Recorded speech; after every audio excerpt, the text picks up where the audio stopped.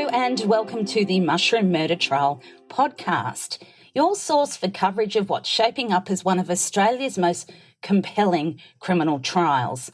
My name is Lisa.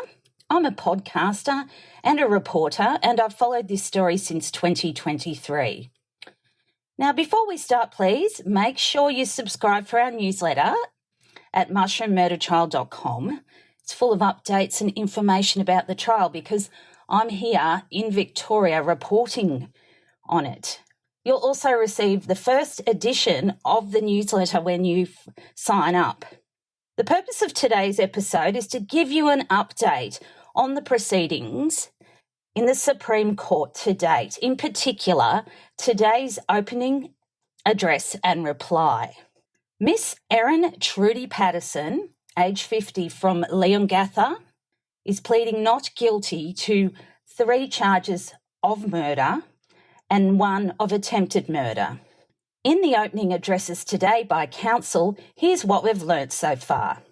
In 2023, Ms Patterson hosted a lunch of beef Wellington, mashed potato and beans at her Leongatha home. It was attended by Ian and Heather Wilkinson and Don and Gail Patterson. The gathering was reportedly to discuss Ms Patterson's alleged cancer diagnosis, but both the defence and the prosecution agree that this claim was fabricated. According to the prosecution, one of the guests, Heather Wilkinson, observed at the lunch that Ms Patterson served herself food on a smaller, different coloured plate than the ones used for the others. The 4 guests became seriously unwell about 12 hours after this meal. While the guests sought medical attention promptly, the prosecution alleges that Ms Patterson was hesitant to undergo treatment, at times attempting to or attempting to discharge herself from hospital when possible. The defence acknowledges that Ms Patterson initially misled police, denying ownership of a food dehydrator, claiming she'd purchased mushrooms from an Asian grocer and denying that she'd foraged for them. Her legal team attributes these falsehoods to panic at the time. Ms Patterson's lawyer, Colin Mandy, maintains the incident was a tragic accident and asserts that his client denies any wrongdoing in relation to the charges. As well, she had no intent to deliberately hurt anyone. The prosecution, however, says it does not intend to present a motive in court, arguing that establishing a motive is not a prerequisite for securing a conviction. The Crown is relying upon a report from a medical expert that said there was no evidence that Ms Patterson had an acute illness like the others. Reading from an expert report, Dr. Rogers alleged her vital signs and other test results were not suggestive of any acute illnesses or injuries. The Victorian Supreme Court at Morwell heard that Erin Patterson served herself a meal on a different plate to her guests at the lunch that allegedly led to 3 deaths and 1 serious illness.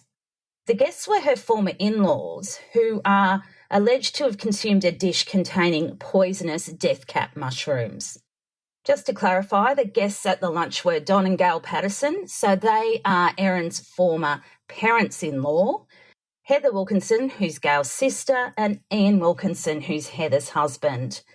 Miss Patterson's estranged husband, Simon Patterson, had been invited to the lunch but did not attend, citing discomfort and pulling out the night before.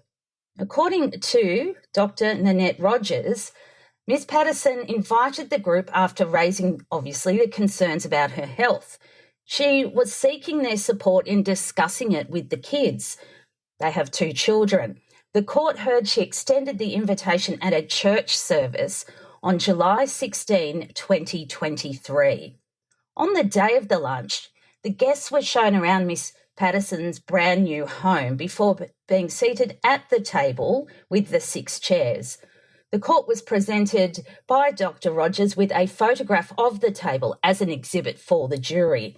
She said while the guests were served beef Wellingtons on large grey plates, Ms Patterson's own meal came on a smaller, lighter plate.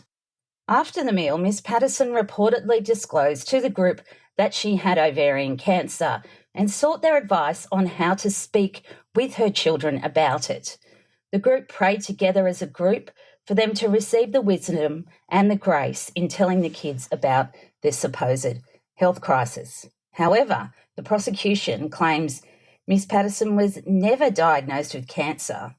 In addition, she read from a report, Dr. Rogers that is, there is not sufficient evidence to support the assertion that the accused was diagnosed with cancer.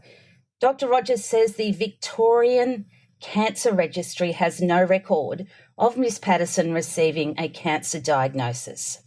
Later, when questioned by both medical staff and family members about the source of the mushrooms, Ms Patterson reportedly said she used, again, a mix of fresh and dried mushrooms purchased from Woolworths supermarket in Leongatha and an Asian grocer in one of 3 different Melbourne suburbs. She said the dried mushrooms had been stored in a plastic container and were used to make a paste for the meal. She denied having used them in cooking previously, the court heard. Ms Patterson said her children had eaten the leftovers from the meal, but she had removed the mushrooms from their servings because they don't like mushrooms. She was reluctant to have them receive medical attention because she did not want to make them anxious. Police later recovered the leftover food from a bin outside of Ms Patterson's home after she directed them there. Dr. Rogers also told the court that Ms Patterson's relationship with her estranged ex Simon had become strained after their 2015 separation, especially following a disagreement in late 2022 over a tax declaration and child support. But 4 weeks before this fatal lunch, Ms Patterson had hosted Simon and his parents at her home for a meal without incident. But following the July gathering, toxicology and clinical reports confirmed symptoms in the others consistent with ingestion of death cap mushrooms.